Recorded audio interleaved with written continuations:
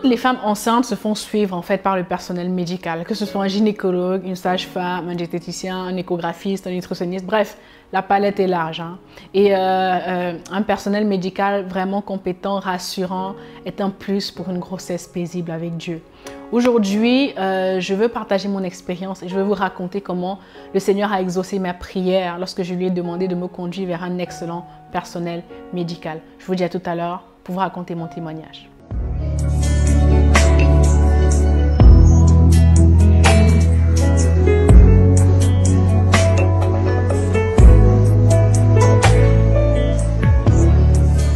Bonjour précieuse maman, bonjour porteuse de vie et bienvenue sur votre chaîne. Je suis très contente de vous retrouver encore aujourd'hui. Je suis Nadia Sofobamouni, je suis épouse et maman de 2 merveilles. Je suis également l'auteur du livre 9 mois avec Dieu et du blog www.9moisprécieux.com. Je suis à l'initiative de ce mouvement qui vise à encourager, exhorter et fortifier toutes les femmes enceintes et à les préparer spirituellement pour leur accouchement et pour leur vie spirituelle avec un nouveau-né. Ok?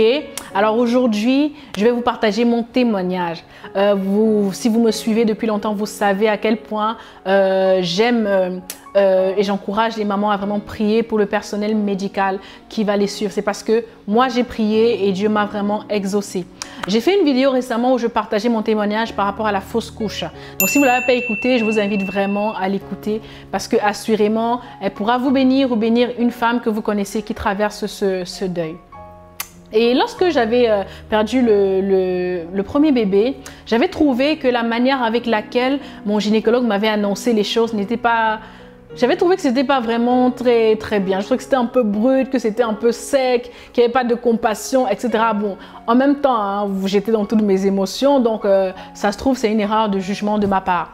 Bon, anyway, j'avais décidé que pour la prochaine grossesse, non seulement je me ferais suivre par une sage-femme plutôt, mais aussi j'avais décidé vraiment de prier beaucoup pour que le Seigneur puisse me conduire vers un personnel médical qui pourrait être vraiment attentionné, présent, rassurant, m'expliquer les choses clairement et vraiment transparent, quoi, vous voyez? Et donc, c'est ce que j'ai fait. Par la grâce de Dieu, avant que je ne tombe enceinte, je priais déjà pour ça. Et quand je suis tombée enceinte, bah, j'ai continué. Et ce qui se passe, c'est que cette grossesse-là a été vraiment très difficile. Hein. C'est d'ailleurs de cette grossesse qu'est né tout ce qui se passe là actuellement. Et à 3 mois, je crois, j'ai fait une menace d'accouchement prématuré. J'ai été hospitalisée parce que j'avais des contractions, etc. Dieu merci, ils ont pu calmer les contractions et ils m'ont demandé de rentrer à la maison. Donc, je suis rentrée. Et par contre, il fallait que je reste alitée et il fallait que j'ai un suivi en fait à la maison par des sages-femmes chaque semaine. Très bien, jusque-là, tout va bien. Donc, je rentre à la maison, Dieu merci. Ils m'ont donné à l'hôpital une liste en fait des sages-femmes de la région. Ils m'ont dit appelle une sage-femme et puis qu'on venait ensemble hein, parmi la liste. Donc je rentre à la maison quand je suis posée, je prends la liste et puis bon, franchement, je peux pas dire que j'ai prié à ce moment-là ou bien que j'ai parlé à Dieu, rien du tout. Hein. J'ai juste pris la liste et j'ai vu un numéro, un nom qui me semblait pas correct hein, et puis j'ai appelé. Donc j'ai appelé et je suis tombée sur celle qui allait devenir ma sage-femme. En fait, pendant ma grossesse, justement, étant donné que je priais beaucoup et que je lisais beaucoup la Bible, et j'étais tombée sur l'histoire dans Exode 1 de Shifra et Poua, qui étaient des sages-femmes qui craignaient Dieu et qui avaient refusé de faire du mal aux bébés garçons des Hébreux. Et j'avais dit à Dieu, Seigneur, moi je veux des sages-femmes qui craignent Dieu. Je ne sais pas, en tout cas ici, là en France, là, si c'est possible, s'il y en a, mais en tout cas, Shifra et Poua, c'est des héroïnes et j'aimerais bien, en fait, pour cette grossesse, que tu puisses mettre sur mon chemin des personnes, un personnel qui craint Dieu. Et je vous assure quoi, Dieu m'a vraiment exaucé, les mamans. La prière marche hein, et Dieu écoute nos prières. Et ce qui se passe, c'est que la sage-femme, du coup, elle vient à la maison, on se présente, elle me demande un peu mes antécédents, je lui explique. Et puis elle me fait l'examen, tout est très bien, hein, vraiment très douce, voilà. Et je me dis, tiens, merci Seigneur, c'est très bien. Et quelques semaines après, elle me dit, bon, je vais aller en vacances et je vais t'envoyer une consoeur hein, qui viendra t'examiner. Je dis, ok, il n'y a pas de problème. Donc elle va en vacances et m'envoie sa consoeur. Il faut noter que la première, c'est-à-dire ma sage-femme principale, lorsqu'elle venait, elle venait le matin parce qu'elle n'avait pas de disponibilité après. Donc elle venait le matin, j'étais pas bien réveillée, j'étais encore dans les vapes, donc j'avais pas encore eu le temps de vraiment me poser, elle m'examinait et tout et elle partait. Pourtant, celle qui la remplaçait, elle est venue d'après-midi, donc j'avais eu le temps de bien me réveiller, de bien manger, j'étais à l'aise, etc. Donc quand elle arrive pour la première fois, Elle arrive pour la première fois, elle se présente, elle se rassure que les données que sa console lui a transmises sont les bonnes par rapport à mon dossier, etc. Et comme c'était en début d'après-midi et comme je l'ai dit souvent, étant donné que j'étais alitée, j'avais tout le temps la louange, l'adoration en boucle en fait pour baigner dans une belle atmosphère. Parce que voilà, j'en avais besoin. Donc j'avais la louange et l'adoration qui passaient en boucle hein, à la télé. Donc elle est arrivée et puis elle s'est présentée, elle a fait le point, elle a commencé à m'examiner. Et alors qu'elle est en train de m'examiner, je me rends compte qu'elle se met à chanter la louange et l'adoration qui était en train de passer à la télé. Bon, je suis d'abord un peu... je suis un peu surprise. Je me dis, est-ce que j'entends bien que c'est bien elle qui chante? Et elle se met à chanter, à fredonner. Et donc je lui demande, vous connaissez cette chanson? Elle me dit, oui, oui, oui, je la connais et tout. Donc dans mon cœur, je me dis, ok. Et je lui demande, mais vous êtes chrétienne? Elle me dit, oui, oui, je suis chrétienne, je suis enfant de Dieu, je vais dans telle église, etc. Les mamans, je vous assure que c'était extraordinaire. J'avais le sourire jusqu'aux oreilles. Je me suis dit, waouh Seigneur, tu exauces les prières.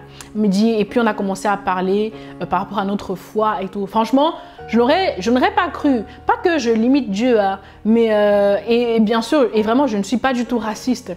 Mais je ne savais pas, parmi toute la liste que j'aurais pu choisir n'importe qui, mais le Seigneur m'a conduit vers ces dames-là qui sont chrétiennes, enfants de Dieu. Et je pense qu'elle a senti en moi une certaine satisfaction. En plus, elles étaient blanches. Je ne suis pas raciste du tout. Hein. Vraiment, en Christ, il n'y a pas de couleur.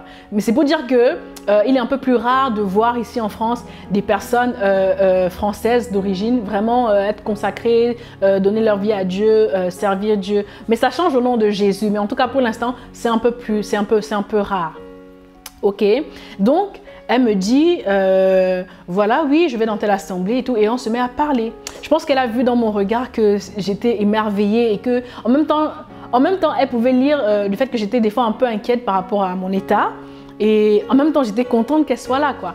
Et à un moment, elle m'a regardée, elle m'a dit, ne t'inquiète pas, ne vous inquiétez pas, madame, tout est sous contrôle. Et cette phrase, les mamans, est venue changer mon cœur. Parce que c'était justement une période où je me disais, ah Seigneur, maintenant cet accouchement prématuré, ça vient encore où? Tu m'avais déjà donné les paroles, les promesses. Enfin, je ne comprends pas toutes ces turbulences-là. Et Dieu s'est servi de cette sage-femme pour me dire qu'il était au contrôle. Elle m'a dit, ne vous inquiétez pas, tout est sous contrôle. Et cette parole-là, elle ne sait pas. En tout cas, elle ne sait pas. Cette parole est venue vraiment me enlever quelque chose dans mon cœur. Un poids d'inquiétude qui pesait dans mon cœur. J'ai seulement dit gloire à Dieu. Et elle m'a dit, mais même la sage-femme principale, elle est aussi chrétienne, hein? Bah, on va faire quelque chose. Elle m'a dit, quand elle va revenir des vacances, quand elle va venir, mettez aussi une louange et l'adoration et vous allez voir sa réaction. J'ai dit, ok. Et donc, elle est venue m'examiner une, deux, 3 semaines, je ne sais plus trop. Et après, la sage-femme principale est revenue. Cette fois-ci, c'était le matin, mais je me suis levée un peu plus tôt. J'ai mis la louange et l'adoration et puis je l'attendais. Et puis, bingo, elle est rentrée. Et puis, elle a commencé à m'examiner. Ça s'est même passé avec l'autre et tout. Oui, très bien. Elle a commencé à m'examiner. Et puis, elle a commencé à mimer aussi la chanson. Je me suis dit, ah, ok, en fait, c'est ça, c'est vrai, ça marche. Et je lui ai posé la question à elle aussi.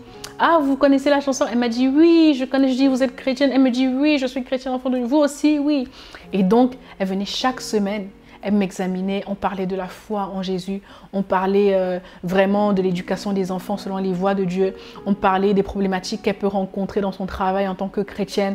Vraiment, c'était des moments privilégiés. Elle était d'une douceur vraiment exceptionnelle, franchement, en tout cas. Je ne sais pas si elle regardera cette vidéo un jour, je la remercie infiniment vraiment pour qui elle est, sa personne. Et c'est comme ça qu'au fur et à mesure des mois, elle venait. Et puis bien sûr, hein, pour la deuxième grossesse, il est bien évident que j'ai fait un nouveau appel à elle hein, pour le suivi de grossesse. Elle était vraiment géniale. Et au travers de tout ça, en fait, je veux encourager une maman pour dire que Dieu entend tes prières. Des fois, lorsqu'on prie, on a l'impression que Dieu n'entend pas, mais Dieu entend. Et Dieu est capable de t'exaucer, et même au-delà de ce que tu peux imaginer ou penser. Peut-être que le Seigneur ne t'enverra pas des chrétiennes comme moi, mais le Seigneur t'enverra des personnes, un personnel qualifié, un personnel rassurant, un personnel humain, un personnel qui pourra t'aider, qui pourra t'expliquer les choses avec transparence et beaucoup de compassion.